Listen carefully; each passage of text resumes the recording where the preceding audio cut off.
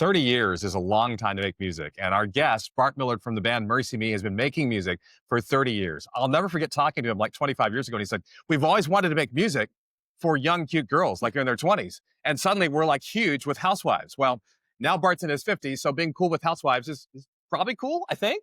Well, and they're not done yet. They're still making music. And whether you are a young, cute girl or you're a housewife, chances are you know and love them. Or a cute middle-aged housewife.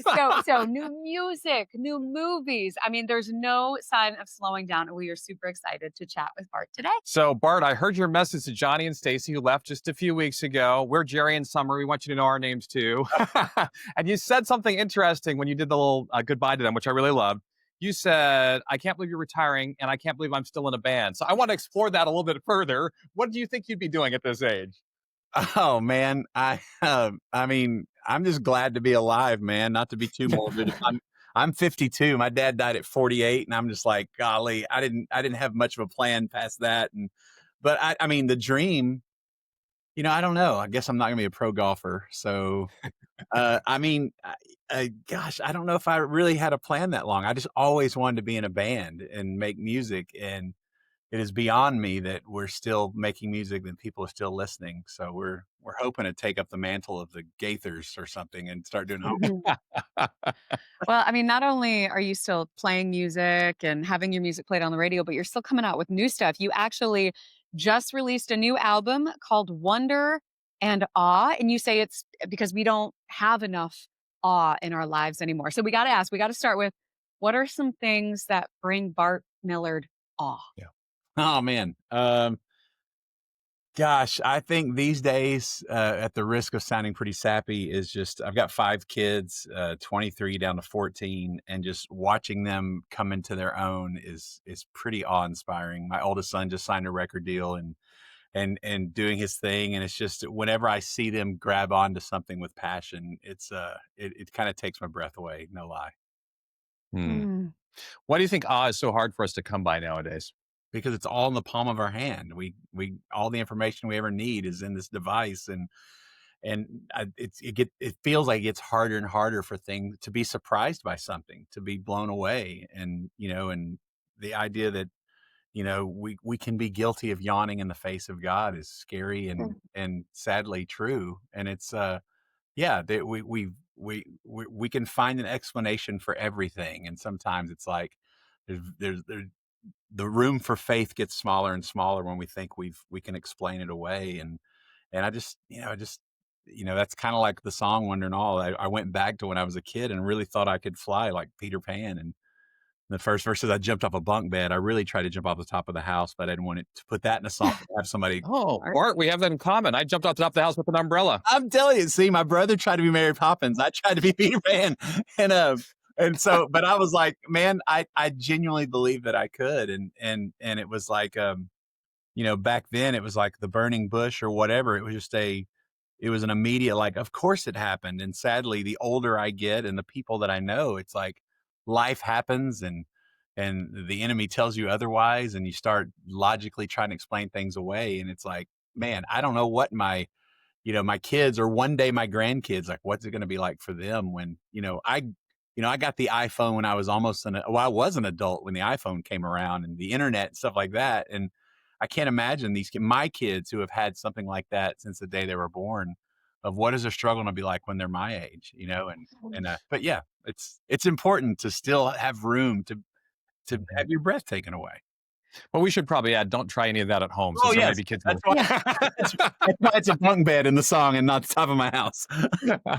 Well, okay, so Bart, like someone recognizes that in themselves. Man, I haven't felt true awe in so long. I mean, how do they change that? What's the first step toward reclaiming awe in your life? I mean, for me, and one of those things that has been a struggle is that I had to, and it sounds cliche, but I had to get back in the Word. And for me personally, I don't know about anybody else, but not just the Bible app that's on my phone, which has become incredibly convenient. And I love it so much. I still use it most of the time, but I've had these moments to where, I'm pulling out my actual Bible and just trying to block everything out for a little bit and get in the Word. And even it's it has been much more than I could read a scripture and it's not really what the scripture says to me. It took me back to the first time I ever saw Psalm 139 when I was a kid and never heard the sermon in church because I was reading it all. I couldn't stop reading it. And I was probably, 10 or 11 years old. And so it's like just reading that triggered this memory. I got really nostalgic and just this idea of, man, this and how that scripture changed my life the first time I ever read it. And so that's what I've been doing lately, especially while making the record, was like, man, I'm writing songs about trying to get back there, but what am I doing to do that? And that's what's been working for me, is just, it's almost like going through a photo album or something like that, just to go back to, gosh, man, in some ways those days were easier, in some ways they were harder, but it's like, it's good to be nostalgic every once in a while. So many of your songs, Bart, are kind of the autobiography of Bart Millard. We can see you grow through the years. And now one of those actually been turned into a movie, I can only imagine. And now you're working on part 2. So Yeah. I'm curious, I loved the first movie. Was there always a plan for a sequel? Were you thinking, okay, here's the rest of the story? There was never a plan for a first one. That was not my idea. Yeah. And it took about 8 years from when they approached me and I was like, yeah, right, whatever. And it finally happened. And then just blown away by the response and how well they did with it. And so this one, I was a little more involved. I still wouldn't have said it wasn't my idea to make the sequel. In fact, I think, to be honest with you, because of the success of the first one, Lionsgate was very eager to make a second one, which made me very opposed to making a second one. I mean, I didn't want it to be a cash grab or that kind of stuff. And so we avoided it. We actually didn't even avoid it. Like when they brought it up, we just pretended we never heard it. And, and then the lady that had the idea, her name is Cindy Bond. She's one of the producers that had the idea for the first movie. She's the one that eventually approached me after, it was after COVID and everything. And was like, hey, I want to make a movie about Even If, not a sequel. She wanted to make a totally different movie because that song meant the world to her. And I said, no. And she was like, well, yeah, I said, there's not really a story. And she goes, well, maybe we'll find one. It's like, what's the, CSI and stuff, they pull headlines and they run with those stories. She goes, maybe we can get something from a fan letter or something. We can, riff off of that. Full of dreams. If we build it, they'll come. And I kept saying no. And she harassed me so much. I said, you know what? If we find a writer that sees the vision, then maybe. And so I met with Brent McCorkle, who was a co-writer in the first movie. He did Jesus Revolution. He's literally the only writer I know. So I said, let's get Brent. So we sat in a room, we rolled our eyes because Cindy put us together, but she wasn't there. We're like, let's get this over with so we can tell Cindy we tried.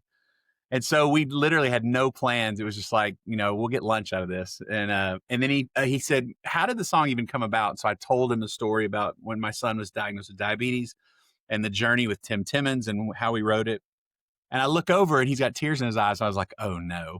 And and he goes, man, I think that's the story. And I just remember like I think I just froze because I did like this systems check of, am I ready to do this again? If that's true, I started thinking of everything. Like, I need to talk with my son and my wife. And he was like, and what sounds crazy is, what if it was the sequel? What if we actually went and got the same characters and just kept telling the story? And I was like, a sequel. I was like, it's just weird to be, I can only imagine 2 or whatever. And so I went home and I was in the car with my middle daughter, Sophie. I think it was her. And I said, hey, they're wanting to do a sequel, another movie. They want to call it a sequel, but it makes no sense to me. It's about Even If. And she said, well, I guess for a songwriter, their sequel would kind of be the next song, right? And I was like, that's kind of cool, yeah, I guess. And so I sat with the family, we talked about it, and I saw my kids, especially Sam, my oldest, because he's a huge part of the story, about him wanting to get in the cliff notes is the movie is about me. I'm the father now with my son. Sam's had diabetes. He was 2. It put a huge strain on our relationship. He's 23 now, of that I was a doctor to him instead of a friend and a father, as far as like our conversation started with, don't eat this, give yourself a shot. And that was, and I never knew how hard that was on him growing up when I was a different father to my other 4 kids. And I had no idea until later in life. I knew it before the movie came out, but realized later that, he was probably 15 or 16 when he finally had the courage to tell me he wanted to do music. I found out he could sing on an Instagram post. No lie. I'd never heard him sing. And I wept because it was so good. And that's what opened it up. We started talking. He's like, man, I want to do what you're doing, but I never had a chance to tell you. it's pretty amazing. And so when I told him they want to make a movie, Sam just started gushing. He had so much to say, and I was like, Mm. "Whoa, whoa, whoa!" Like, and I was like, oh, "Okay." And to see them get excited about it and wanting people to hear the story, not only as a diabetic, but just this journey he's on, I was like, "This is a different experience." The first one was me trying to recall some painful memories, sometimes alone because my father's not there, and just there's not many people in the story that passed on. And the first one, this time it's with my family, and to watch them pour into this and walk through it with them is pretty cool so far. I mean, we've seen the first. I got to sit in a empty theater and watch the first edit with just my family, and I wouldn't trade that for the world. And Wow. I think it's good. I say that cautiously because I know that somebody, whoever made those bad movies in the world, believed it was good at some point. So it's like, I hope it's good. Like, the response has been amazing so far. Milo Ventimiglia, who plays Tim Timmons, is unbelievable. The whole cast is amazing. Yeah, and I just to see my kids excited about it. Mhm. And they were, I can't believe how much they've changed. They were so little, 2018, 2017, 2018, and how much they've changed since then. It's just a different experience, and Yeah. so far so good. So we'll see. We've seen Sam on Our Way, and he did a fantastic job on that song Yeah, and on he that just signed a video. record deal, so he's doing great, man. Yeah, Good, that's good. Is coming his through. health good right now, and your relationship is good right now? Yeah, I mean, it is. Diabetes never goes away, so he has his ups and downs, but yes, he's managing it as well as he can. I'll say that, and then the Dallas Cowboys will lose this week, and he'll bottom out. So it's touch and go, but yes, he's managing it well, and he's not letting it stop him from doing anything. That's for sure. That's amazing. That's amazing, Bart. We are so grateful that Sam's doing well. We're grateful that you have allowed your story to be told in such a powerful way, not just through music, but on the screen as well. And I mean, and we might be a little biased, but we can assure you we don't consider the first one of those bad movies. Oh, good. And so we have no doubt that the second one's going to be wonderful as well. Any plans for a third? If so, there's gonna be lasers. Yeah. Yeah. I just want to say thank you to you because through the years you give me tips on how to embarrass my kids. Now that they're teenagers, it's really Hey, worked man, out. Thank you. I'll keep that coming. Don't you worry about it. I just did it the other day.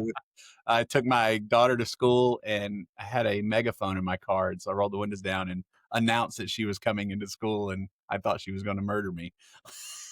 Makes it all worth it. If you don't get that reaction, what's the point? Yeah, Exactly. What's the point? It Yeah. can't be fun for yeah, them. no kidding. Yeah.